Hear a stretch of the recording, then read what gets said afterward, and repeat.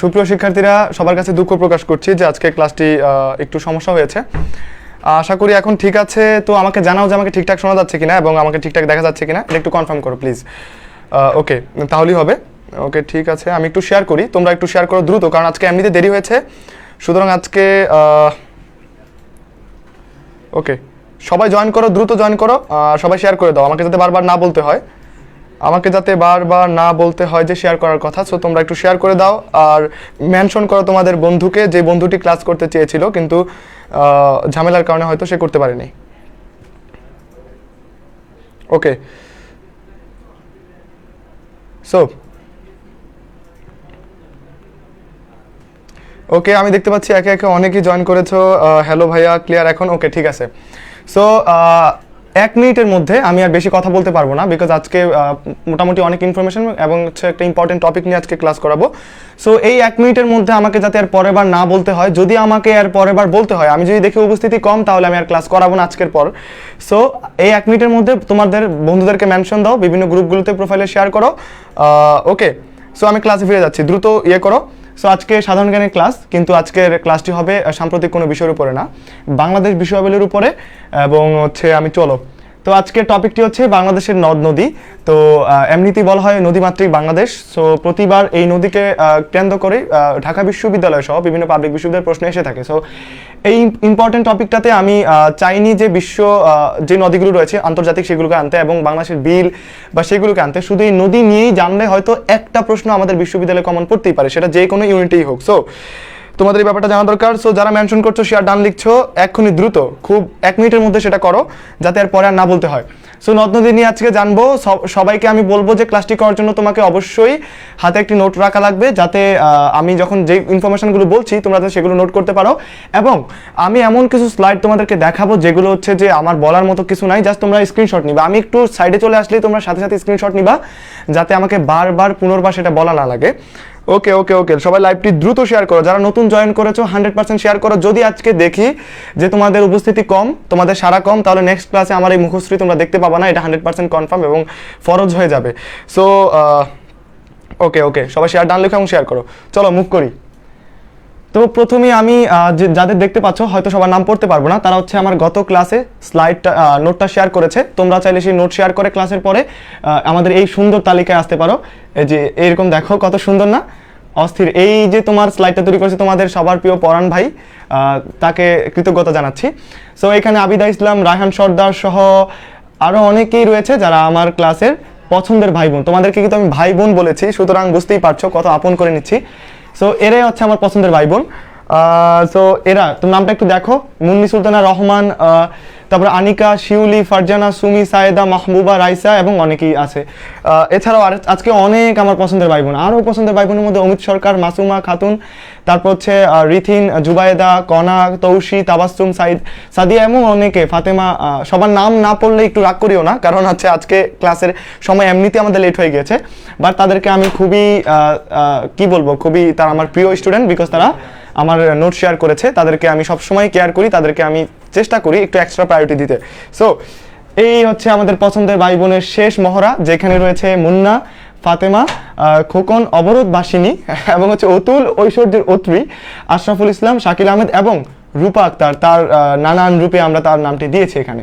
So এরাই ছিল আমার সেরা স্টুডেন্ট, যাদের জন্য আমার একটু বেশি দোয়া, বেশি ভালোবাসা, এরা হচ্ছে তারা। সো তুমিও এই ভালোবাসার যদি ভাগিদার হতে চাও, ডেফিনেটলি আমার ক্লাসের পরে ডেফিনেটলি তোমাকে কি করতে হবে, ক্লাসের নোটটি শেয়ার করতে হবে গ্রুপের মধ্যে তোমার নান্দনিকতা দিয়ে, অ্যাস্থেটিসিজম দিয়ে। সো ক্লাসে ফিরে যাই। ওকে, তো দেখো নেটে কোনো প্রবলেম হয়েছে কিনা দেখো তো, সব ঠিক আছে?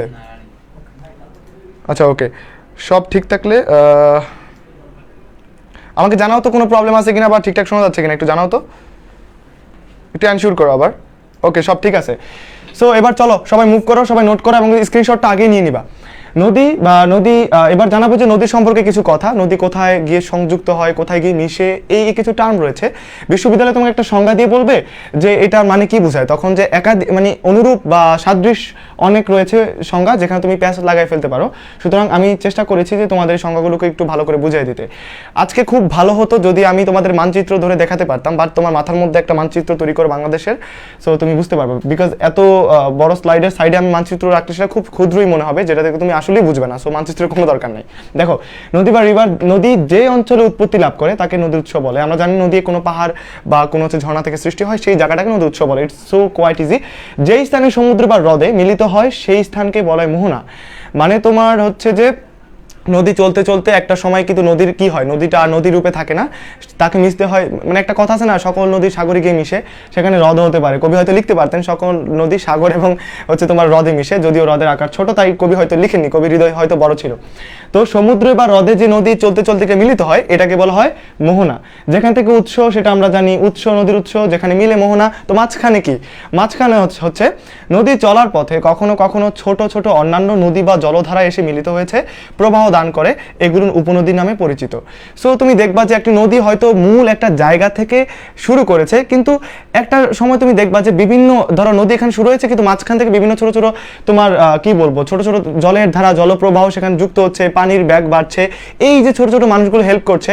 যেমন তোমরা হচ্ছে বিশ্ববিদ্যালয়ের জন্য বিশালভাবে প্রস্তুতি নিচ্ছ, কিন্তু আমরা এডুকেশন কি করছি, তোমাদের ছোট ছোট হেল্প করছি। এই আমরা হচ্ছে কি তোমাদের উপনদী, আর তোমরা হচ্ছে মেইন নদী। এই যে আমি তোমার সাদমান ভাই, রাহান ভাই হেল্পটা করছি, আমরাই তোমাদের উপনদী, আর তোমরা হচ্ছে কি, তোমরা হচ্ছে মেইন নদীটা, যেখানে তোমরা উৎস থেকে এই পর্যন্ত তোমরা প্রবহমান চলে আসছো। জানি না কবে তোমাদের সমুদ্র আসবে, কবে তোমরা কাঙ্ক্ষিত সেই এডমিশন টেস্টে দিবে, বাট ততদিন অবধি উপনদীগুলো তোমাদের হেল্প করে যাবে। তোমাদের উপনদীগুলো হবে তোমাদের রায়হান ভাইয়া, সাদমান ভাইয়া, তোমাদের রুদ্র ভাইয়া, তোমাদের অলিউল ভাইয়া, সবাই। সো এই ছিল সংজ্ঞা। এরপরে আমরা দেখবো, চলো আজকে বলছি যে স্ক্রিনশট আমার যাতে বলা না লাগে যে স্ক্রিনশটটা নাও, তোমরা নিজে থেকে যেচে নিবা। আজকে সময় এমনি চলে গিয়েছে। আরেকটা কথা বলবো, তোমরা জানো যে আমার পেজে আজকে রাত ঠিক 9টায় আমার একটা লাইভ থাকার কথা ছিল, যে লাইভে আমি কথা বলতাম হচ্ছে তোমাদের বিশ্ববিদ্যালয়ে ভর্তির পূর্বে তোমাদের যে ভয়গুলো থাকে বা ভর্তি হওয়ার পর যে প্রশ্নগুলো থাকে সেটা নিয়ে। তোমরা অনেক হয়তো আমার পেজের নাম জানো, একজন আমাকে পেজের নামটা একটু মেনশন করে দাও, যাতে আজকে 9টা বা 9:30টার দিকে যে লাইভে যাবো সেটাতে অনেকে যুক্ত হতে পারো। আর সেই লাইভে 9:30টার আমার পেজে যে লাইভ হবে সেটাতে যুক্ত হবে তোমাদের ঢাকা বিশ্ববিদ্যালয়ের এক বড় আপু, যার নাম হচ্ছে, বলবো না, সেটা আকর্ষণ থাকুক। তোমরা যদি যুক্ত হও, সেগুলো জানতে চাও, আজকে লাইভটা এনজয় করতে চাও, তাহলে সেই লাইভটাতে জয়েন করতে পারো আমার পেজে, যেটা হবে 9:30টার দিকে। তো এটা ছিল কথা। এবার দেখো আরো কিছু নদী সংক্রান্ত আমরা তথ্য জানবো। সেটা হচ্ছে যে সকল নদী ঝর্ণা দ্বারা, হ্রদ, বরফ গলিত স্রোত ইত্যাদি থেকে উৎপন্ন না হয়ে অন্য কোন নদী থেকে উৎপন্ন হয় তাকে শাখা নদী বলে। তো এটা হচ্ছে ব্যাপার। যেমন সকল নদী কিন্তু তোমার কি হয়, সকল নদী কিন্তু সেই উৎস থেকে শুরু হতে পারে না। যেমন তোমরা কি করেছো, অনেকেই হয়তো সেই শুরু থেকে প্রিপারেশনটি নাওনি, মাঝখানে এসে কি করেছো তোমরা বিভিন্ন হ্রদ বা বরফ গলিত, মানে ছোট ছোট তোমার বন্ধু থেকে অনুপ্রাণিত হয়। তোমার বন্ধুগুলোর নাম হচ্ছে ঝর্ণা দ্বারা, হ্রদ, বরফ, এমনিতেও ঝর্ণা নামে মেয়ে আছে। সো এই যে তোমরা প্রথম থেকে প্রস্তুতিটি নাওনি, নিলে হয়তো তোমরা কোনো পাহাড় থেকে নিতা, কিন্তু তোমরা যেহেতু মাঝখানে যে তোমাদের বন্ধুদের অনুপ্রেরণায় ঝর্ণা, হ্রদ নিয়েছো, আর এই যে এখান থেকে তোমাদের প্রস্তুতিটা শুরু হয়েছে, আর এখান থেকে কোনো নদী যদি তার যাত্রা শুরু করে সেটাকে বলা হচ্ছে শাখা নদী। আবার একটু দেখি, যে সকল নদী ঝর্ণা দ্বারা, হ্রদ, বরফ গলিত স্রোত ইত্যাদি থেকে উৎপন্ন না হয়ে অন্য কোনো নদী থেকে উৎপন্ন হয় তাকে বলা হয় শাখা নদী। বোঝাই যাচ্ছে যে নদী থেকে নদী হওয়া, শাখা, একটা শাখা প্রশাখা। সো এটা মনে রাখা খুব খুব বেশি কষ্টকর না আমার মনে হয়। তারপর দেখো এইটা একটু দেখবা, বিকজ এটা একটু তোমার অন্যরকম নাম বোঝায়। যেমন দুই বা ততোধিক, দুই হতে পারে বা একাধিক নদীর হতে পারে তোমার মিলে, যেমন আমরা জানি চাঁদপুরে বিভিন্ন নদী মিলেছে, সেগুলো পরে জানবো। সো এই যে কয়েকটা নদী একসাথে এসে মিলে, এরকম 3টা 4টা বা 2টা নদী একসাথে মিলে এই যে জায়গাটা হয়, এটাকে নদীর সঙ্গম বলে। সঙ্গম মানে হচ্ছে মিলন বোঝায়।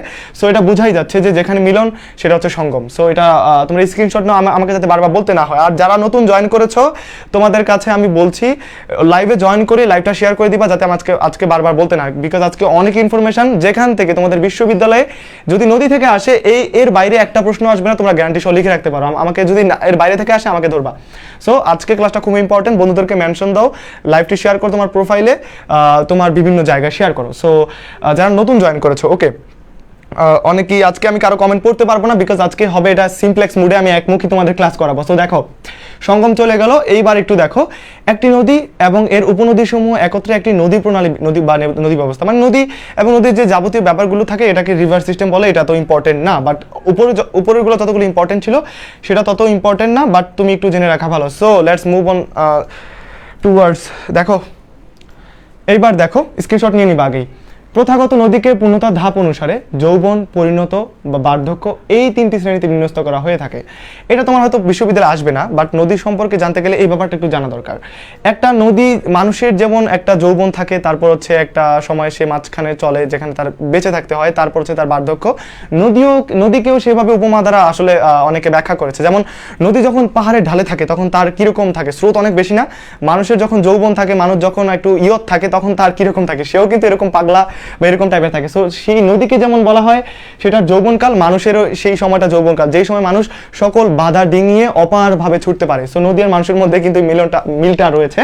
এবার হচ্ছে পরিণত, মানুষের বয়সটা মাঝখানে, ধরো তোমার 20 থেকে বা 25 থেকে 40-50 বয়সে মানুষ কিন্তু ততটা তার না সে বুড়ো হয় না সে যৌবনটা থাকে, সেই সময়টা মানুষের যেমন হচ্ছে পরিণত বয়স, নদীরও পরিণত বয়স। ঠিক তেমনই মানুষ কি হয়, 60-70 বয়স চলে গেলে বার্ধক্য। নদী যখন তোমার সাগরে গিয়ে মেশে, নদীর কিন্তু তার পরিচয়টি থাকে না, সেটা বিলীন হয়ে যায়, সেই সময়টাকে নদীর বার্ধক্য অবস্থা বলে। তো এই তিনটি শ্রেণীতেই মূলত নদীকে ব্যাখ্যা করা হয়েছে। সো এইবার জানবো যে ইনফরমেশনগুলো, এগুলো একটু নোট করো ভালো করে। দেখো, দক্ষিণ এশিয়ার অন্তর্গত বাংলাদেশ একটি নদীমাতৃক দেশ, যেটা আমরা সবাই জানি। এখানে প্রায় 700টি নদী এবং উপনদী, শুধু নদী নয়, উপনদীর সমন্বয়ে মোট 700টি হয়। বিশ্বের অন্যতম বৃহৎ নদী ব্যবস্থা গড়ে উঠেছে। বাংলাদেশের নদ নদীর মোট দৈর্ঘ্য 24,140 কিলোমিটার। এটা একটু দেখবা যে বাংলাদেশে যে সমগ্র নদীগুলো রয়েছে সেটার দৈর্ঘ্য হচ্ছে কত, 24,140 কিলোমিটার। সো এইখানে আরেকটা ব্যাপার যে পাওবো হচ্ছে এই নদীর যে পরিচিতি বা নদীর যে ব্যাপারগুলো নিয়ে কাজ করে, সেটা নাম হচ্ছে পাওবো। এটা একটু দেখো। আর আমি তোমাদেরকে আবারও বলছি, ক্লাসে জয়েন করার সাথে সাথেই তোমরা কি করবা, স্ক্রিনশট নিবা। আমি দেখতে পাচ্ছি তোমাদের উপস্থিতি বাড়ছে না, সো আমি এরপরে ক্লাসে আসবো কিনা জানি না। আমি এমনিতে তোমাদের উপস্থিতি কম থাকে কিন্তু ক্লাসে আসার সংখ্যা কমিয়ে দিয়েছি। সো তোমরা আজকে কি করবা, এখনই যারা জয়েন করেছো বেশি বেশি শেয়ার করো লাইভটাতে, বন্ধুদের মেনশন দাও এখন যারা ক্লাসে জয়েন করেনি, যাতে আমি ক্লাসটি করাতে এবং পরবর্তী ক্লাসে আসতে একটু উদ্বুদ্ধ বোধ করি। সো এই হচ্ছে, স্ক্রিনশট নিয়ে নাও, আমাকে যাতে বারবার বলা না লাগে। এসএস ডান লিখবা, স্ক্রিনশট নিয়ে এসএস ডান লিখে জানাবা। ওকে, তো এই ছিল ব্যাপার। এটা একটু স্ক্রিনশট নিয়ে নিয়েছো, পরে তোমরা যাতে আমাকে যাতে বেশি বোঝাতে না হয়, যেগুলো বোঝানো ছিল সেগুলো বোঝাবো। আর যাতে আমি তোমরা নোট করো, সবাই ক্লাসে এসে সবাই নোট করবা, আমার পছন্দের ভাই বোন হওয়ার জন্য আর কি। দেখো, কুইজ 2021 অর্থ বছরে বাজেট উপস্থাপন করা হয় কত তারিখে এবং কি বারে? এটা কিন্তু খুবই সাম্প্রতিক, অতি সাম্প্রতিক একটা প্রশ্ন। আশা করি তোমরা সবাই পারবা যারা হচ্ছে এডমিশনের সাথে যুক্ত আছো। 2020-21 অর্থ বছরের বাজেট উপস্থাপন করা হয় কত তারিখে এবং কি বারে? এটা একটু দ্রুত কমেন্টে জানাও, দেখি কুইজে কে ভালো করো। আমি আজকে দেখবো কে কুইজে ভালো করো, আজকে দেখবো। দ্রুত কমেন্ট করে জানাও দেখি কে পারো আজকে এই কুইজের উত্তরটি কে দিতে পারো, আমি দেখবো। অনেকেই দিচ্ছ, অনেকে। ওকে, অ্যাসেস ডান। সো এটা জানাও, দ্রুত জানাও যে কে করেছে, কবে হয়েছে এবং কি বারে ছিল, সেটা আমাকে জানাও। দ্রুত দ্রুত দ্রুত জানাও।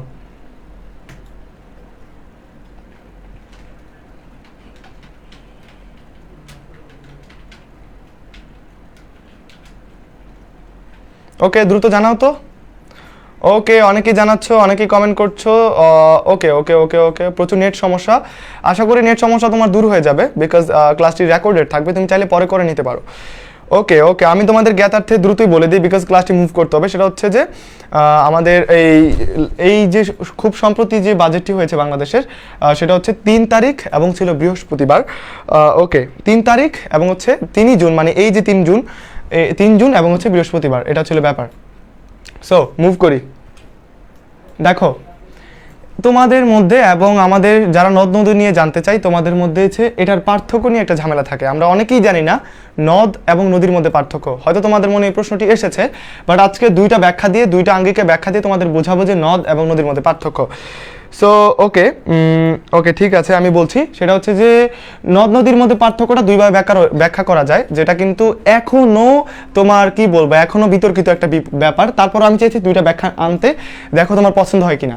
উৎপত্তিগত ব্যাখ্যাটা হচ্ছে যে তোমার কোনো নদী যদি ধরো পর্বত কিংবা হচ্ছে উচ্চ গতির কোনো তোমার জলধারা থেকে সৃষ্টি হয়, সেটা হয় নদী। আর যদি সেটা কোনো শাখা থেকে সৃষ্টি হয় সেটা শাখা নদী নদী না হয়ে সেটা হয় নদ।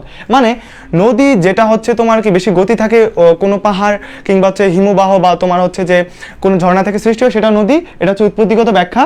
আর যদি সেটা থেকে না হয় অন্য কোনো শাখা থেকে হয় সেটাকে নদ বলা হয়, এটা একটা ব্যাখ্যা। কিন্তু এটাকে আবার অনেকে মানতে চায় না, অনেকে বলে যে এটার ব্যাকরণিক একটা ব্যাখ্যা রয়েছে যেটা আমি প্রথম আলো থেকে পড়ে আসলে পেয়েছি।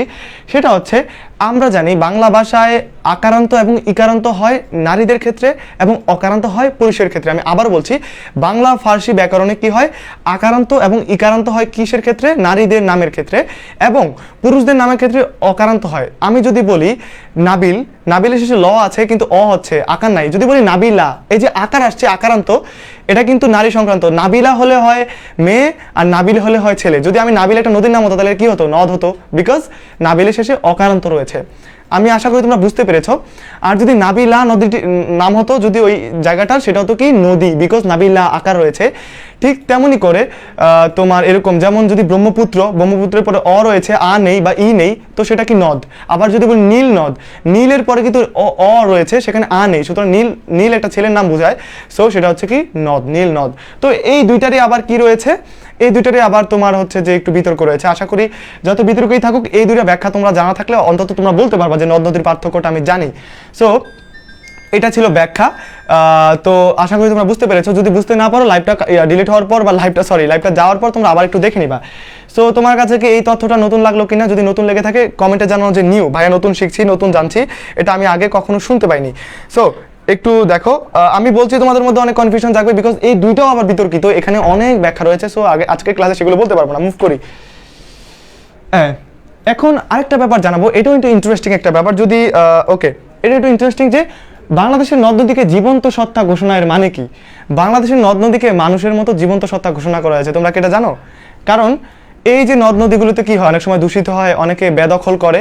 এই কারণে তোমার একটা মানবাধিকার সংস্থা, সেটা হচ্ছে human rights and piece for Bangladesh, এটা কি করেছে, তুরাগ নদীর পক্ষ হয়ে কি করেছে, যেহেতু তুরাগ নদীটি দূষিত হয়েছে, তারা একটা আদালতে একটা রিট করেছে যে নদী যেহেতু দূষিত হচ্ছে, নদী যেহেতু অনেকভাবে বেদখল হচ্ছে, তো নদীর নিজস্ব একটা সত্তা থাকা লাগবে, নদী মানুষের মতো যাতে ক্লেম করতে পারে যে আমাকে কেন দূষিত করা হচ্ছে, এটা হওয়া উচিত না।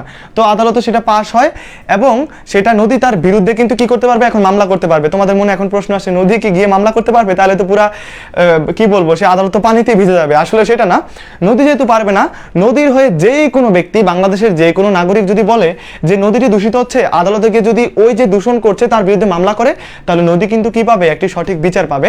নদীর বিরুদ্ধে যে করেছে সে কিন্তু কি হবে, সে কিন্তু আদালতে তোমার আসামি হিসেবে যুক্ত হবে। সো তুমি চাইলেই তোমার আশেপাশে যে নদীগুলো দূষিত হচ্ছে, তুমি চাইলে কিন্তু এই মামলাটা করতে পারো। আর এটা করা হয়েছে কোন সংস্থা আবেদন করেছে, human rights and piece for Bangladesh. তোমরা একটু হলুদ যে অংশটা রয়েছে ইয়েলো, এটাকে একটু বেশি প্রায়োরিটি দিবা, বিকজ আমি এটা দিয়েছি যাতে হাইলাইট করে দিয়েছি, এই নামগুলো গুরুত্বপূর্ণ। সো এটাই ব্যাপার। আর জীবন্ত সত্তাকে লিভিং এন্টিটি বলা হয়।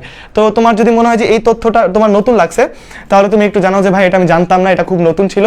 একটু কমেন্টে নিউ লিখে জানাও, জাস্ট নিউ লিখে জানাও। আর আমি আজকে বলছি, বারবার আমি বলতে পারবো না, আজকে আমি বারবার বলতে পারবো না যে তোমরা স্ক্রিনশট নাও, তোমরা আমি একটু সাইড হলে তোমরা স্ক্রিনশটটা নিয়ে নিবা, বিকজ আজকে আমাদের অনেক পড়া কিন্তু সময় কম। আর তোমরা জানো যে 9:30টার দিকে আমার একটা লাইভ রয়েছে, যেখানে আমি তোমাদের কি করব, তোমাদের বিশ্ববিদ্যালয়ের, আমাদের ঢাকা বিশ্ববিদ্যালয়ের এক বড় আপুকে আনবো, মানে আমার জুনিয়র বাট তোমাদের বড় আপু, সে এসে বিশ্ববিদ্যালয়ে চান্স পাওয়ার আগের পরের বিভিন্ন অনুপ্রেরণামূলক গল্প বলবে। আর যেটা হবে কিনা আমার নিজস্ব পেজে, আমার পেজের নামটা যারা জানো না তারা একটু জেনে নিও। আর 9:30 বাজে আমি অবশ্যই সেই লাইভটা শেয়ার করবো এডুকেশনে, তোমরা একটু জয়েন হবা যাতে তোমরা দেখতে পারো। সো একটু স্ক্রিনশটটা নিয়ে নাও। আর যদি মনে হয় যে এই তথ্যগুলো নতুন, তোমরা একটু কি করবা, আমাকে একটু লিখে জানাও যে ভাইয়া এই তথ্যটা নতুন, আমি আগে কখনোই শুনি নাই, নদী আবার মানুষের মতো অধিকার কেমনে পায়। সো এটা খুব বেশি আগে করা হয়নি, খুব সম্প্রতি করা হয়েছে। আর সংস্থাটার নাম এবং জীবন্ত সত্তার ব্যাপারটা মনে রাখবা। চলো মুভ করি। এইবার তোমাদের জানাবো নদী শিকস্তি ও পয়স্তি কি, দুইটা টার্ম রয়েছে নদী সংক্রান্ত, এটা খুবই ইম্পর্টেন্ট এবং বিভিন্ন বিশ্ববিদ্যালয়ে এসে থাকে। এক নাম্বার কিন্তু তোমার যোগ হয়ে যাবে তুমি যদি নদী শিকস্তি ও পয়স্তি কি এই ব্যাপারটা জানো। নদী শিকস্তি এবং নদী পয়স্তি হচ্ছে সম্পূর্ণ বিপরীত একটা ব্যাপার, একটু মনে খেয়াল করো। নদী শিকস্তি হচ্ছে নদীর যেই পারের অংশটা ভেঙে যায়, ভাঙন হয়, ক্ষতিগ্রস্ত হয়, ওই অংশটাকে বলে নদী শিকস্তি। আর ভেঙে গিয়ে অপর প্রান্তে যেই পাশে যুক্ত হয়, পলি জমে, নতুন করে চর জাগে, যেখানে মানুষ ফসল আবাদ করতে পারে, সেটাকে বলে নদী পয়স্তি। তো শিকস্তি এর পয়স্তির ব্যাপারটা তোমরা জেনে গেলা। নদী যেখানে তোমার ভেঙে যায় সেটা নদী শিকস্তি, নদী যেখানে চর জাগে বা ফসলে আবাদ করা যায় সেটা হচ্ছে নদী পয়স্থি। আশা করি এই ব্যাপারটা তোমাদের কাছে অনেকের কাছে নতুন, জানতাম না। এবং নতুন এবং হচ্ছে বিশ্ববিদ্যালয়ে আসার মতো একটা প্রশ্ন কোন সালে যেন এসেছিল আমার সঠিক মনে নাই, তোমরা একটু যদি দেখো তোমরা বুঝতে পারবা সেটা। ওকে, সো আজকে ক্লাসটাই মূলত সাজানো হয়েছে যে নদী থেকে যদি কোনো প্রশ্ন আসে তোমার বিশ্ববিদ্যালয়ে, আজকে আমি যেগুলো করবো নাবিল ভাই যেগুলো নিয়ে আসছে এর বাইরে নিশ্চয়ই আসবে না, এবং 1 নাম্বার তোমার কমন পড়বে, আমার উপর বিশ্বাস রাখতে পারো। সো ওকে, রোমান আহমেদ লিখছো জানতাম। হ্যাঁ রোমান, তুমি জানতে খুব ভালো, আবার একটু মনে করাই দিলাম তোমার জন্য, আশা করি আর একটু বেশি মনে থাকবে। ওকে, কারণ একটা কথা হয় যে একবার পড়লে 1 সপ্তাহ মনে থাকে, 1 সপ্তাহ পরে আবার পড়লে 1 মাস, 1 মাস পরে আবার পড়লে 1 বছর, এভাবে মনে রাখার একটা সাইকোলজিক্যাল তোমার একটা কি সাইকেল রয়েছে, তুমি সেই সাইকেলে একটু এগিয়ে থাকলে আর কি। সো নদী শিকস্তি পয়স্ত্রী ব্যাপারটা জেনে গেল, একটু মুভ করি চলো। এবার জানবো যে নদী বন্দর, নদী নিয়ে জানতে গেলে নদী বন্দর, নদীর পাশে যে ব্যাপারটা গড়ে ওঠে সেটা নদী বন্দর। চলো শুনি নদী বন্দরটা কি। নদী বন্দর হচ্ছে নদীর তীরে গড়ে ওঠা স্থান বা স্থাপনা, স্থান হতে পারে বা স্থাপনা হতে পারে, যেখানে নৌযান চলাচলকারী যাত্রী ও পণ্য ওঠানামা করা হয়। বাংলাদেশে বর্তমানে 35টি নদী বন্দর রয়েছে। আমি আবারও বলছি, বাংলাদেশে বর্তমানে 35টি নদী বন্দর রয়েছে, এটাই গুরুত্বপূর্ণ, কারণ তোমাদের পরীক্ষায় তো আসবে না, বাট তোমাদেরকে বলে দিলাম নদী বন্দর কি। বাট বাংলাদেশে কয়টি নদী বন্দর রয়েছে? 35টি। এটা একটু স্ক্রিনশট নাও তোমরা দ্রুত, যাতে তোমরা নোট শেয়ার করতে পারো। আর নোট শেয়ার করলে কি হয়, আমি তোমাদের স্লাইডে দেখাই যে আমার কে সেরা স্টুডেন্ট। ওকে, তোমাদের উপস্থিতি কমে যাচ্ছে, আবার একটু শেয়ার করো, আবার একটু মেনশন করে তাদেরকে কান ধরে টেনে হিচড়ে নিয়ে আসো আমাদের ক্লাসে, যাতে আজকে সবাই মিলে এই চমৎকার তথ্যগুলো জানতে পারি, যাতে তোমার বই ধরে আবার এগুলোকে না দেখা লাগে। আজকের ক্লাসটির পরে তোমার 1 নাম্বার যাতে তোমার ঝুলিতে পুড়ে যায়, সেই ব্যাপারটা আজকে আমি নিশ্চিত করবো। এবং তোমাদেরকে আমি একটু আগেই বলেছি যে এত সুন্দর সুন্দর স্লাইডগুলো করেছে আমাদের পরান্দা, মানে তোমাদের পরাণ ভাই, যে কিনা আজকে আমাকে দীর্ঘ একটা সময় দিয়েছে সুন্দর করে এই স্লাইডগুলো তৈরি করার জন্য। সো পরাণ ভাইকে আজকের ক্লাসে আমি যদিও সামনে আনতে পারলাম না, বাট তার জন্য অনেক বেশি ভালোবাসা এবং কৃতজ্ঞতা। সো এটা একটি স্ক্রিনশট নিয়ে নাও, এবং তোমরা একটা বিষয় খেয়াল রাখবা যে বাংলাদেশে বর্তমানে 35টি নদী বন্দর রয়েছে, এইটাই। চলো কুইজ। 2020-21 অর্থ বছরের বাজেটে উপস্থাপন করেন কে? এই বাজেটটা উপস্থাপন করেন কে? আমাদের জানি যে বাজেটটা একজন ব্যক্তির মুখ, হাত বা যেইভাবে বলি একজন ব্যক্তির উপর দিয়ে আসলে সংসদে এটা পেশ করা হয়। সো এই 2021 সালে যে বাজেটটা রয়েছে বর্তমান চলমান, সেটা আসলে কে উপস্থাপন করেন? চলো দেখি তোমাদের আইকিউ লেভেলটা আজকে দেখবো, তোমাদের সাধারণ জ্ঞানের লেভেলটা দেখবো। দ্রুত আমাকে কমেন্ট করে যাও, দেখি কে আগে জানাতে পারো। সো আজকে দেখবো কে আজকে এইটা জানো, দেখবো আজকে কে জানো।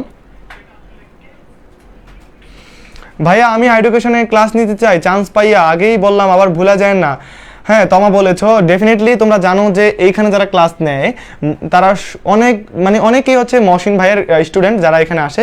সো চান্স পাও বা না পাও, তোমার যদি সদিচ্ছা থাকে, তুমি যদি আসো এর পরবর্তী সময়ে একটা যোগ্যতা অর্জন করে, তোমাকে ডেফিনেটলি এখানে সুযোগ দেওয়া হবে, বিকজ তুমি দীর্ঘ একটা সময় এডুকেশনের সাথে থেকেছো। তোমার মন যদি থাকে যে সেবায় ব্রত থাকো তোমার মন, তাহলে তুমি এই যে একটা আমরা ভলান্টিয়ারিজম দিচ্ছি বিনা পয়সায়, তুমি চাইলে আসতে পারো। আর যদি তোমার মনে থাকে না আমাকে এডুকেশন অনেক টাকা পে করতে হবে, আমার জ্ঞান এত কম মানের না, আমি টাকা ছাড়া কখনো ক্লাস করাবো না, তাহলে তোমার জন্য লাল সালাম। আর যদি তোমার মনে থাকে সেবার ধর্ম, তাহলে তুমি পরবর্তী সময় এসে এডুকেশন ক্লাস করাতেই পারো। ওকে ওকে ওকে ওকে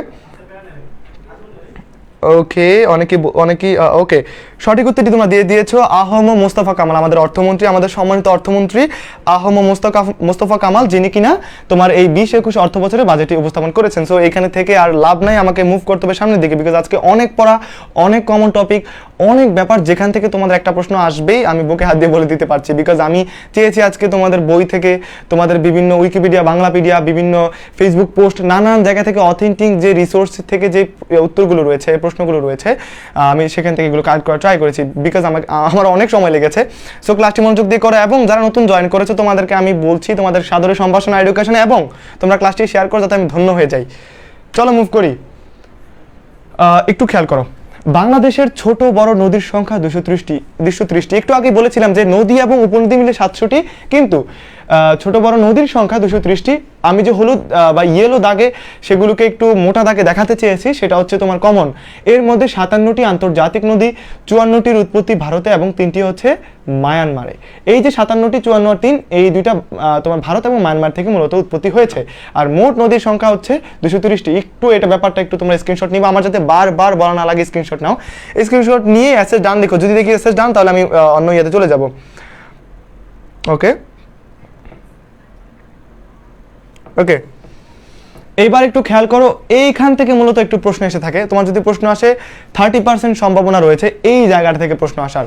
সেটা হচ্ছে ভারত থেকে বাংলাদেশে আসা নদী 55টি, মায়ানমার থেকে বাংলাদেশে আসা নদী 3টি, আমি একটু আগে বলেছি। বাংলাদেশের আন্তর্জাতিক নদী হচ্ছে একটি, সেটা হচ্ছে পদ্মা। মোট আন্তঃসীমান্ত নদী 58টি। বাংলাদেশ থেকে ভারতে যাওয়া নদী একটি, সেটা হচ্ছে কুলিক। এই ব্যাপারটা একটু খেয়াল করবা। বাংলাদেশের উৎপত্তি ও সমাপ্তি এমন দুইটি নদী হচ্ছে হালদা ও সাঙ্গু। আমরা জানি যে এক দেশ থেকে এক দেশের উৎপত্তি বা সেখানে গিয়ে মিশে যাওয়া, কিন্তু বাংলাদেশে হয়েছে বা সে বলছে আমি অন্য দেশে যাবো না, বাংলাদেশের পানি বাংলাদেশেই থাকুক, আমি বাবা অন্য দেশে গিয়ে সেবায় আমার কোনো দরকার নাই, সো আমি বাংলাদেশেই থাকবো। এরকম ঘাটতেরা দুটা নদী রয়েছে, সেটা হচ্ছে তোমার হালদা এবং সাঙ্গু। যেমন একটু আগে আমাকে আয়রা তোমা বললো যে আমি আইডুকেশনে ক্লাস করেছি, আইডুকেশনেই এসে পড়াবো, অন্য কোনো জায়গায় পড়াবো না। সো এইরকম আয়রা তোমা রয়েছে দুইটা, তারা হচ্ছে হালদা এবং সাঙ্গু। এই ব্যাপারটা screenshot now, it's just information, এটা আমাকে আসলে বোঝানোর কিছুই নাই। একটু স্ক্রিনশট নিয়ে নাও, অ্যাসেজ ডান লিখবা, স্ক্রিনশট নিয়ে আমাকে অ্যাসেজ ডান লিখে জানাবা।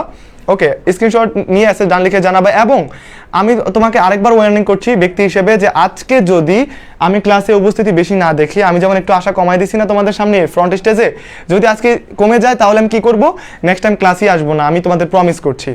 বিকজ আমি এত কষ্ট করে রাত জেগে আমি তোমার পরাণ ভাই, তোমার ফয়সাল ভাই, তোমার প্রভা ভাই, তোমার কি বলবো মামুন ভাই, আমরা স্লাইড তৈরি করবো আর তোমরা ক্লাসে আসবা না, এটা কখনই মেনে নিতে পারবো না, এটা হাস্যকর।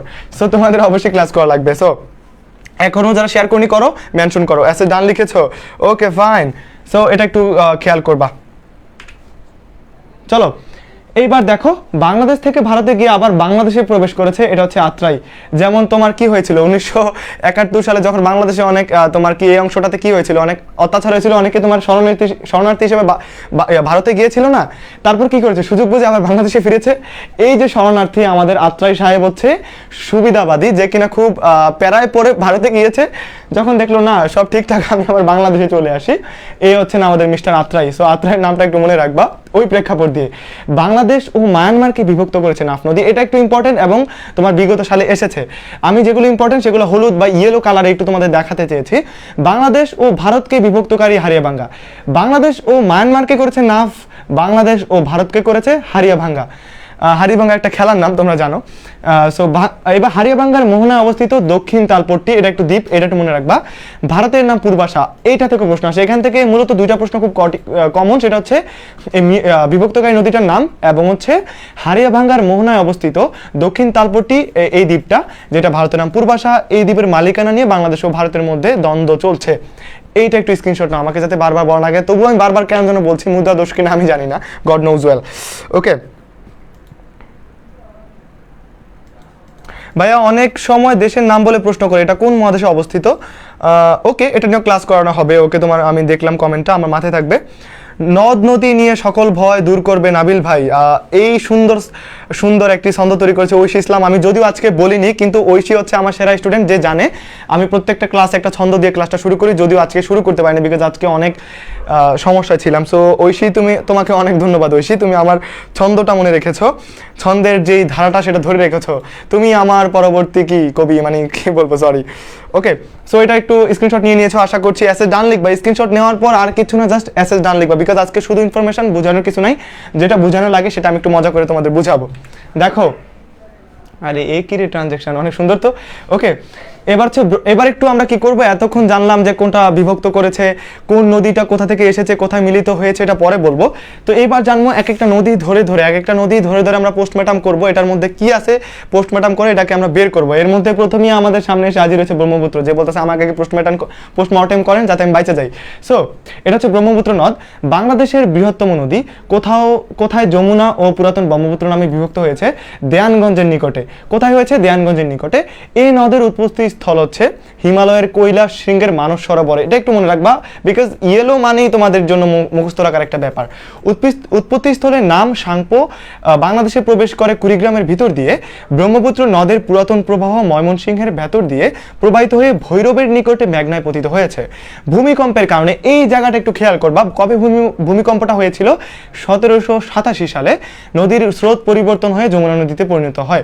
এই ছিল ব্রহ্মপুত্রের পোস্টমর্টেম। আশা করি ব্রহ্মপুত্র নদ নিয়ে আসলে এর বাইরে থেকে আসবে না, জাস্ট একটা স্ক্রিনশট নিয়ে অ্যাসেজ ডান লিখে জানাও যে ভাইয়া খেল খতম, এক্ষুনি জানাও। আমি যে কবে থেকে সেরা স্টুডেন্ট হচ্ছি না নিজেই জানি না। তোমাদের সেরা স্টুডেন্ট হওয়ার জন্য যে কাজগুলো করতে হবে, এক, তোমাদের কি করতে হবে যে লাইভটি শেয়ার করতে হবে, বন্ধুদের মেনশন করতে হবে, আর ক্লাস শেষে নোট শেয়ার করতে হবে যাতে আমার সেরা স্টুডেন্ট হও।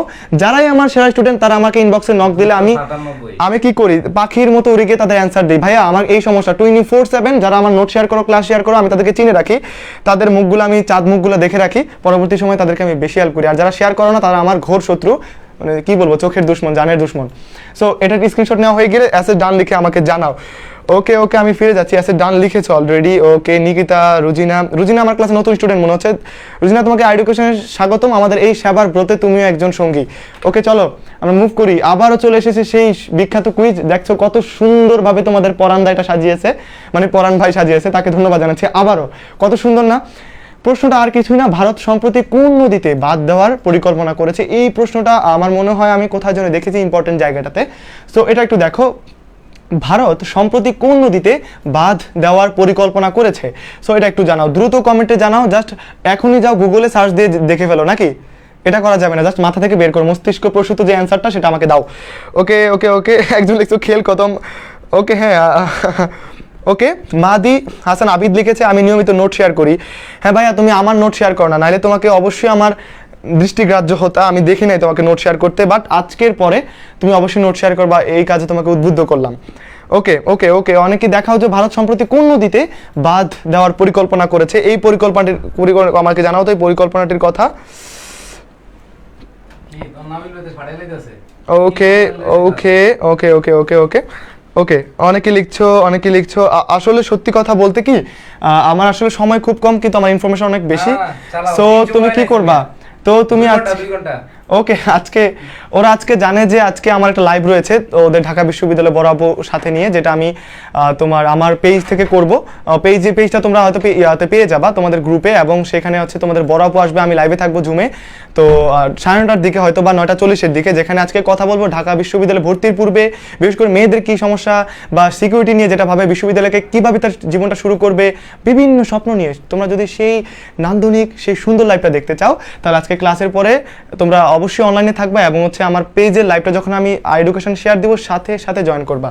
সো দেখো এই প্রশ্নের উত্তর অনেকে সঠিক দিতে পেরেছো, অনেকেই পারোনি। আমি বলে দিচ্ছি সেটা হচ্ছে বরাক নদীর উপরে দিয়েছে, যেটার নাম টিপাইমুখী বাঁধ, যেটা নিয়ে এখনো অনেক ঝামেলা চলছে। আমরা সেটা দিতে যাচ্ছি না, বিকজ বাংলাদেশের অনেকটা ক্ষতি হয়ে যাবে।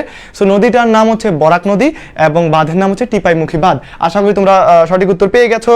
সো এখনো যারা শেয়ার করনি তারা আমার কে, আমার জানের দুশ্মন। আর যারা শেয়ার করেছো তারা আমার কি আদরের ছোট ভাই বোন। আমি জানি না কে কোনটা হতে চাও, শেয়ার করে ডান লিখো, এবং যেইখানে পারো শেয়ার করো। জাস্ট আমি দেখতে চাই চোখগুলো বাড়ে, উপস্থিতি বাড়ে, যাতে আমরা সবাই মিলে সুন্দর একটি ক্লাস করতে পারি। মুভ করি। এইবার দেখো ব্রহ্মপুত্র নদ বা নদী যেটা হোক এটা নিয়ে জানবো। নদী কেন লিখেছি, কারণ ব্রহ্মপুত্রের আশেপাশে পারে যে মানুষগুলো বাস করে তারা নদ নদী এটাকে নিয়ে আসলে তত ভাবে না, তারা নদীই বলে। সো এই আর কি, একটু বলবো তোমাদের, একটু পরে ব্যাপারটা বলবো। ব্রহ্মপুত্র নদীর পূর্ব নাম লোহিত। এই হলুদ অংশটা একটু মনে রাখবা, বিকজ এটা কিন্তু আসতে পারে। বাংলাদেশের নদীগুলোর মধ্যে সবচেয়ে দীর্ঘ পথ অতিক্রম করেছে এই ব্রহ্মপুত্র নদ বা নদীটি। দৈর্ঘ্যের দিক দিয়ে এই নদীর অবস্থান বিশ্বে 22তম। তার মানে তুমি বুঝতে পারতেছো এটা কি করছে, বিশ্বে তার অবস্থান 22তম, সারা সমগ্র পৃথিবীর মধ্যে। তার মানে সে একটা গৌরব অর্জন করছে। সো এটা একটু দেখো, আর কত কিলোমিটার এটা জানার দরকার নেই, 22তম, এবং হচ্ছে নদীটার নাম পূর্ব নাম হচ্ছে লোহিত। এই ব্যাপারটা একটু দ্রুত স্ক্রিনশট নাও, আমাকে যাতে পুনর্বার বলতে না হয় যে তোমরা স্ক্রিনশট নাও। অ্যাসেট ডান লিখে জানাও। আফরোজা আইমিন, আমি নতুন, বিল্লাদা নাবিল ভাই আমাকে ওয়েলকাম করেন। আফরোজা আইমিন হচ্ছে আমার সরাসরি স্টুডেন্ট, আমি যখন কুমিল্লা পড়াতাম আফরোজা আইমিন আমার ছিল সব থেকে ফেভারিট স্টুডেন্ট।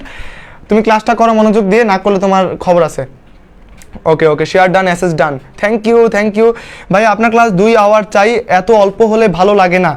সমস্যা না, একটা কথা আছে না, কম তেলে মচমচে ভাজা। আমি আজকে চাইবো যে কম সময় তোমাদের আজকে সেরা একটা ক্লাস উপহার দিতে। ডান ডান ডান ডান ডান ডান তারপর লিখতে পারো নাবিল ভাই আপনি এগিয়ে যান। সো এগিয়ে আমি যাবো না, আমি স্লাইডটা একটু আগায় দেই। আশা করি স্ক্রিনশট নেওয়া হয়ে গেছে। চলো সামনে মুভ করি। পদ্মা নদী, যেই নিয়ে গান আছে, কত কিছু আছে। সো পদ্মা নদী নিয়ে একটু জানি, কারণ এখান থেকে তোমাদের বিভিন্ন সময় প্রশ্ন এসে থাকে। এই নদীটা একটু গুরুত্ব দিবা। এই নদীর অপর নাম কীর্তিনাশা, এটা একটা গান আছে। আমি গান গাইবো না, সরি, টুপি আছে। সো এই নদীর অপর নাম কীর্তিনাশা, আর আমি গান পারিও না।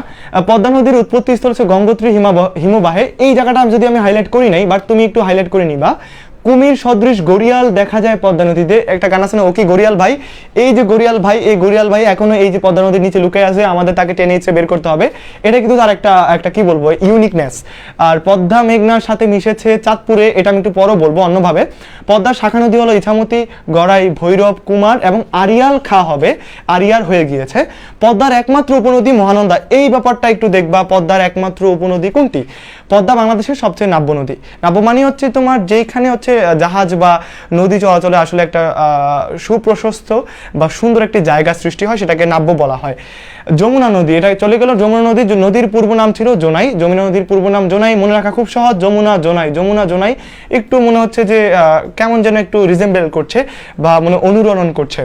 যমুনা নদী পদ্মা নদীতে পতিত হয়েছে গোয়ালন্দ, ব্রহ্মপুত্র এই জায়গাটাতে। সো তোমাদের এগুলো নিয়ে পরে আসবো, কোথায় কোন নদী জয়েন হয়েছে একটু স্ক্রিনশট নাও, এসএস ডান লিখে আমাকে দ্রুত জানাও। ও আবিদা সুলতানা, ডান ডান ডান, নাবিল ভাইয়া এগিয়ে যান। Okay thank you. গান গেয়ে পোস্ট দিচ্ছেন আবার বলেন জানি না, এমডি আনিসুল্লাহ, ওইটা আসলে হয়ে গেছে স্বপ্নে স্বপ্নে আসলে। ওকে ওকে ওকে ওকে এসএস ডান লিখেছো, তার মানে সবারই হয়ে গেছে। মুভ করি, এখনো যদি পোলাপানের সংখ্যা কমে যায় তাহলে আমিও কি করব, আমিও একদম চম্পট দিব এই ক্লাসের মধ্যে থেকে। হঠাৎ দেখবে যে নাবিল ভাই বসে পড়েছে, এবার বসবো একটু পানি খাইতে, বাট একটু পর হয়তো বসতে পারি যে তোমার ক্লাস না করে পলাইতে পারি। পানি খাই একটু।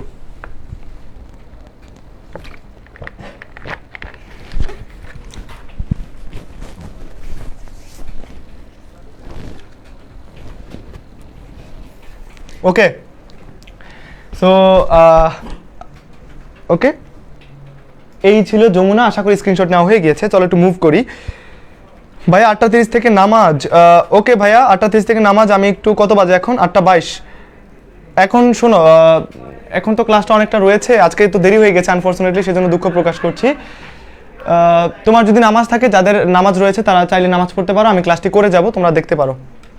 ওকে এইবার মেঘনা হচ্ছে, মেঘনার যদি তথ্য বলি, মেঘনা বরাক নদী সুরমা ও কুশিয়ারা নামে বিভক্ত হয়েছে সিলেট জেলার অমলশীতে, পুনরায় মিলিত হয়েছে মারকুলির নিকটে কালনী নামে। এই কালনী নামটা মনে রাখবা, এটা এসে থাকে। মেঘনার উপনদী তিতাস, গোমতী, মনু, বাউলাই।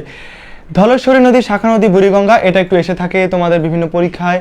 বুড়িগঙ্গার পূর্ব নাম দোলাই নদী বা দোলাই খাল, তোমরা জানো দোলাই যে ব্যাপারটা, এটা একটু মনে রাখবা। ঢাকা শহরকে রক্ষা করার জন্য বুড়িগঙ্গার তীরে বাকলেন বাঁধ দেওয়া হয়েছে। এই স্লাইড থেকে 3টা প্রশ্ন গুরুত্বপূর্ণ, কালনী আর হচ্ছে ধলেশ্বরী ব্যাপারটা, আর হচ্ছে বাকলেন বাঁধ। দ্রুত স্ক্রিনশট নাও, আমি বলার সময় তোমরা স্ক্রিনশটটা নিয়ে নিবা। ওকে অ্যাসেস ডান ব্রো। ওকে ঠিক আছে ব্রো, না হ্যাঁ ফাইন, ওকে ব্রো ঠিক আছে। আমাকে নাহিদ ভাই কেন বলছো? নাবিল ভাই, নাবিল ভাই। ওকে চলো এইবার দেখো যে মানুষের নামেও একটা নদীর নাম হয়েছে, সেটা হচ্ছে রূপলাল সাহার নামে হয়েছে, রূপসা। একটু তার ইনার সম্পর্কে জেনে নিবা। মানুষের নামে রয়েছে একমাত্র নদী রূপসা, এই ব্যাপারটা এসে থাকে, একটু স্ক্রিনশটটা ভালো করে নিবা এই জায়গাটাতে। বাংলাদেশের কোন নদীতে জোয়ার ভাটা হয় না? কুমিল্লার গুমতি নদীতে। মহিলা নদী কোন জেলায় অবস্থিত? দিনাজপুরে। এইবার আমি তোমাদের যেই প্রশ্নগুলো দিব এগুলো হচ্ছে ধরো এমসিকিউর মতো, আমি যে টপিক ধরে পড়লাম তারপরে কিছু এমসিকিউ বাদ রেখে গেছে। এইবার যে এমসিকিউগুলো তোমাদের পড়াবো এইখান থেকে মূলত পরীক্ষায় প্রশ্ন এসে থাকে। সো এমসিকিউগুলো তোমরা একটু ভালো করে শুনবা এবং স্ক্রিনশটটা নিয়ে নাও, দ্রুত স্ক্রিনশটটা নিয়ে নাও। ওকে ঠিক আছে, স্ক্রিনশটটা নিয়ে নাও তোমরা। কারখানা নদী কোন জেলা অবস্থিত? পটুয়াখালী। তেঁতুলিয়া নদী কোথায় অবস্থিত? বাউফল, পটুয়াখালী। সুন্দরবনের পূর্বে কোন নদী? বলেশ্বর। ওকে আশা করি নেওয়া হয়ে গিয়েছে। অ্যাসেস ডান লিখবা, জাস্ট আমাকে অ্যাসেস ডান লিখবা। ওকে একজন বলেছে মহিলা নদী প্রথম শুনলাম, হ্যাঁ প্রথম শুনলাম, কিন্তু তোমার পরীক্ষায় চলে আসলে বুঝবা যে কত কাজে লাগে। অ্যাসেস ডান লিখেছো। চলো কুইজ, ভারত অতি সম্প্রতি কোন নদীতে বাঁধ দেওয়ার পরিকল্পনা করেছে? আমরা একটু আগে দেখেছি, ডুপ্লিকেট স্লাইড হয়ে গিয়েছে। এইবার দেখো সুন্দরবনের পশ্চিমে নদীর নাম রায়মঙ্গল, একটু খেয়াল করবা। চলন বিলের মধ্য দিয়ে প্রবাহিত নদীর নাম আত্রাই। বাংলাদেশের সবচেয়ে ছোট নদী গোবরা, 4 কিলোমিটার। এটা হচ্ছে 4 কিলোমিটার যে নদীটা, গোবরা নদীটা হচ্ছে কি সবচেয়ে ছোট। এইবার নদী গবেষণা ইনস্টিটিউট কোথায়? ফরিদপুরের ভাঙ্গা উপজেলার হারকান্দিতে। এইটা একটু হলুদ জায়গাটা একটু বেশি খেয়াল করবা। বাংলাদেশের সবচেয়ে খরস্রোত নদী মেঘনা। মেঘনা নদীতে কি হয়, বেশি তোমার স্রোত বা স্রোতটা একটু বেশি। কি লিখছো? নিজদির রহমান লিখেছে মহিলা নদীও আছে। হ্যাঁ মহিলা নদীও আছে, তোমরা তো দেখতেই পাইলা। সো এই যে বাংলার সবচেয়ে খরস্রোতা নদীটা দেখবা বাংলাদেশ ভারত নদী কমিশন 1972 সালে। এখানে যেই দুইটা ব্যাপার ইম্পর্টেন্ট সেটা হচ্ছে যে আত্রাই নদী গবেষণা ইনস্টিটিউট এবং হচ্ছে এই তোমার 72 সালে যে বাংলাদেশ ভারতের যৌথ নদী কমিশনটি গঠিত হয়েছে। স্ক্রিনশট নাও, জাস্ট ইনফরমেশন, বলার কিছু নাই, বোঝানোর কিছু নাই। স্ক্রিনশট, এসএস ডান লিখো, এসএস ডান। ওকে, এইবার হচ্ছে দীর্ঘতম নদী ব্রহ্মপুত্র একমাত্র নদ। দীর্ঘতম নদীর উত্তরে ব্রহ্মপুত্র নদ থাকলে, যদি তোমার পরীক্ষা আসে যে দীর্ঘতম নদী বা নদ, নদ থাকলেও ব্রহ্মপুত্র দিবা, এবং যদি নদী থাকে তাহলে ব্রহ্মপুত্র দিবা। প্রশস্ততম নদী হচ্ছে যমুনা, সবচেয়ে খরস্রোতা হচ্ছে কর্ণফুলী, প্রাকৃতিক মৎস্য প্রজনন কেন্দ্র হচ্ছে হালদা নদী। এই হালদাটা একটু ইম্পর্টেন্ট, এটা একটু বেশি ইম্পর্টেন্ট, এটা একটু দ্রুত স্ক্রিনশট নাও, দ্রুত এসএস ডান লিখো, খালি এসএস ডান লিখো, বিকজ আজকে সময় কম, অনেক ইনফরমেশন। ওকে স্যার, স্লাইড একটু ঝামেলা হয়েছে। এবার হচ্ছে তিনটা বাঁধ নিয়ে কথা বলবো, ফারাক্কা বাঁধ, বাকলেন বাঁধ। আমি এখন বলে দিব, যেখানে ঝামেলা হচ্ছে আমি বলে দিব, সমস্যা নাই। ফারাক্কা বাঁধ, বাকলেন বাঁধ এবং টিপাইমুখী বাঁধ। নদী সংক্রান্ত যদি কোনো বাঁধ থেকে প্রশ্ন আসে, এই তিনটা বাঁধ থেকেই মূলত প্রশ্ন আসবে। সো এই বাঁধ নিয়ে আর তোমাদের কোনো বাধা থাকবে না, আমি অবাধে তোমাদের ক্লাসটা করাবো। সেটা হচ্ছে ফারাক্কা বাঁধ হয় গঙ্গা নদীর উপরে, বাংলাদেশ এবং এসে গঙ্গা পদ্মা নামে নাম নিয়েছে। বাকলেন বাঁধ হচ্ছে বুড়িগঙ্গার উপরে 1864 সালে, যাতে বুড়িগঙ্গার যে তোমার দূষিত সেটা রোধ করতে। টিপাইমুখী বাঁধ, যেটা নিয়ে ভারতের মধ্যে বাংলাদেশের মধ্যে একটা মনোমালিন্য চলছে, বরাক নদীর উপরে ভারতের এবং মণিপুর রাজ্যে। সো এই তিনটা একটু তোমরা দেখবা, স্ক্রিনশটটা দ্রুত নিয়ে নাও, এসএস ডান লিখে জানাও।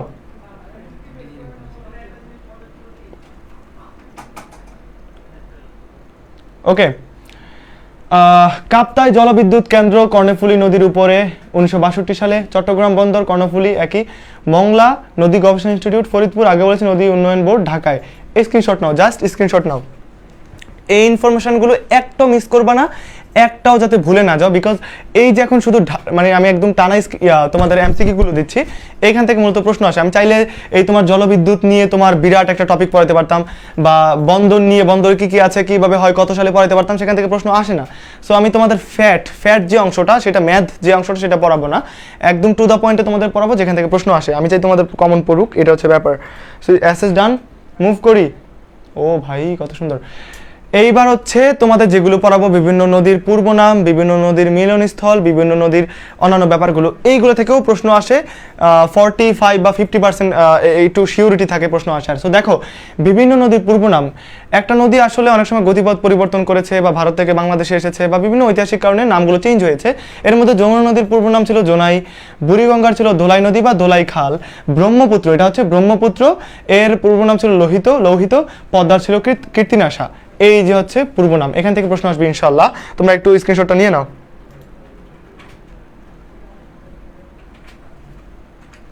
তোমরা এখন স্ক্রিনশট নাও, বিকজ এখন নোট করার কোনো প্রয়োজন নাই, স্ক্রিনশট দেখে থেকে নোট করবা। বিভিন্ন নদীর উৎপত্তি স্থল, এখান থেকেও কিন্তু প্রশ্ন আসে বিভিন্ন বিশ্ববিদ্যালয়ে।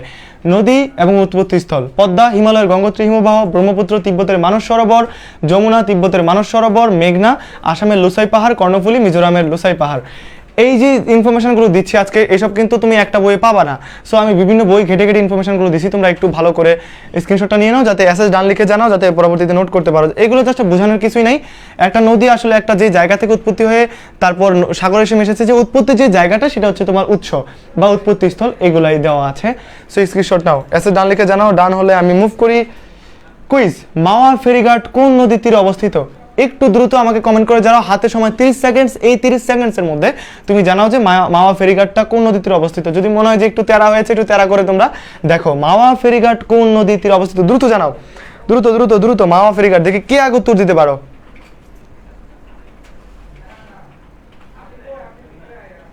ওকে ওকে ওকে, আসমা আক্তার উত্তরটি দিয়ে দিয়েছে। আসমা আক্তার পেয়েছে কেয়া কসমেটিক্সের সৌজন্যে পরিবেশ বন্ধু গাছ। সো আসমা উত্তরটি সঠিক হয়েছে, সেটা হচ্ছে পদ্মা নদীর পারে হচ্ছে মাওয়া ফেরিঘাটটি তোমার অবস্থিত। চলো, আর বাকি যারা উত্তর দিয়েছে সবাইকে ধন্যবাদ জানাচ্ছি। আমাদের আর বেশি ক্লাস নেই, খুব কম সময় রয়েছে। যারা দেখছো ধৈর্য ধরে একটু দেখো। ওকে ওকে, ডান লিখেছো, পদ্মা লিখেছো অনেকেই। আফসানা, হাসানুজ্জামান অনেকে লিখেছো। ওকে, থ্যাংক ইউ। বিভিন্ন নদীর মিলিত স্থল, মানে নদীগুলো কি হয়েছে, আমি বলেছিলাম যে একাধিক নদী একসাথে এসে মিশে তাদের আবার ধারায় ফিরে যায়। এরকম চাঁদপুরে মিশেছে পদ্মা মেঘনা। একটু খেয়াল করবা, চাঁদপুরে মিশেছে হচ্ছে পদ্মা মেঘনা নদীটি চাঁদপুরে এসে মিশেছে, দুইটা একসাথে মিশেছে। গোয়ালন্দে মিশেছে হচ্ছে পদ্মা যমুনা। এটি কিন্তু খুব প্যাচ লেগে যায়, একবারে স্পষ্ট ধারণা যার না থাকে সে এই জায়গাটা গুলিয়ে ফেলে। আর এইখান থেকে প্রশ্ন যে এসে থাকে, যারা প্রশ্ন ব্যাংকগুলো দেখছো তারা জানবা যে প্রতি বছর বা বিভিন্ন সময়ে কোনো না কোনো বিশ্ববিদ্যালয়ে এই জায়গা থেকে প্রশ্ন আসে, মিলিতস্থল। সো পদ্মা মেঘনা চাঁদপুর, পদ্মা যমুনা গোয়ালন্দ, সুরমা কুশিয়ারা ভৈরবে, পুরাতন ব্রহ্মপুত্র ও মেঘনা মিশেছে ভৈরব বাজারে। সো আজমেরিগঞ্জ আর ভৈরব বাজারে একটু পার্থক্য রয়েছে। সো স্ক্রিনশট নিয়ে দ্রুত দেখো, আর এগুলোকে কোনো মতে মিস করা যাবে না। ওকে, এসে ডান লিখে জানাও। আচ্ছা, তোমরা অনেকেই প্রশ্ন করছো পড়া স্পেস দেয় না, এই সংক্রান্ত যত ঝামেলা আছে এগুলো আমাকে ইনবক্সে শেয়ার করতে পারো। ভাই আমার এইটা পড়তে সমস্যা হচ্ছে, আমি পড়তে পারছি না, আমি মোটিভেশন হারাই ফেলছি, কিভাবে নতুন করে শুরু করব, এই যাবতীয় যত প্রশ্ন রয়েছে আমার আইডিটি নাবিল হাসান তুমি পেয়ে যাবা। নাবিল হাসান নামক আইডিটি তুমি এডুকেশন গ্রুপে তুমি আমাকে ইনবক্স করতে পারো। তোমার যত সমস্যা, এডুকেশনের একজন হয়ে আমি চেষ্টা করব সকল প্রশ্নের উত্তর দিতে। সো এইখানে আসলে এগুলো উত্তর দিতে পারছি না, সেজন্য দুঃখ প্রকাশ করছি। চলো, স্ক্রিনশট নেওয়া হয়ে গিয়েছে, দেখো। এইবার হচ্ছে নদী তীরবর্তী গুরুত্বপূর্ণ শহর। তোমরা জাস্ট স্ক্রিনশট নাও, স্ক্রিনশট নিয়ে আমাকে তোমরা নোটে সেগুলো শেয়ার করবে। আজকে ক্লাস খুব ফুরিয়ে আসছে, দ্রুত। আর এই ফাঁকে একটা কথা বলবো, স্ক্রিনশট নেওয়ার ফাঁকে ফাঁকে তোমাদেরকে কিন্তু আমরা জুম কেয়ারে একটা করছি free of cost, without any kind of cost, যেখানে আমরা কি করব, জুমে তোমাদের আরও একটু এক্সক্লুসিভলি পড়ানোর ট্রাই করবো বিভিন্ন ভালো হওয়ার জন্য। সো সেটা কীরকম হবে তোমরা অলরেডি আন্দাজ করতে পারছো যে জুমে যেহেতু হবে আর একটু ভালো হবে। যারা জয়েন করতে চাও, যারা এখনও জয়েন করতে চাও, তাদের আমাদের নিয়মিত স্টুডেন্ট হতে হবে, আমাদের পরীক্ষাগুলো দিতে হবে, এবং যাদের কাছে আমাদের এডুকেশনের বা আমরা যে বইগুলো পড়াই, যে বইগুলো সাজেস্ট করি, আমরা একই বই থেকে সবাই একই রিদমে পড়াই, সেগুলো থাকা লাগবে। তো এই ব্যাপারে যারা জানতে চাও, আমার এই ক্লাসের পর আমাকে নক করতে পারো, তোমার রাহান ভাইকে নক করতে পারো, সাদমান ভাইকে নক করতে পারো। না হলে তোমরা যদি ওই শর্তগুলো পূরণ না করো, তোমাদেরকে ডেফিনেটলি সেখান থেকে তোমাদের বয়কট করা হবে। আশা করি স্ক্রিনশট নেওয়া হয়ে গিয়েছে। ওকে ওকে ওকে, চলো। ও ভাই কত সুন্দর। আচ্ছা, এখানেও রয়েছে কিছু নদী তীরবর্তী জায়গা, একটু স্ক্রিনশট নিয়ে আমাকে জানাও। আশা করি স্ক্রিনশটটা না হয়ে যাবে আমি বলার সাথে সাথেই। ওকে ওকে, হয়ে গিয়েছে। এই দেখো, এটাও স্ক্রিনশট নাও। এখানেও একটু ঝামেলা হয়েছে, এটা হচ্ছে বুড়িগঙ্গা হবে।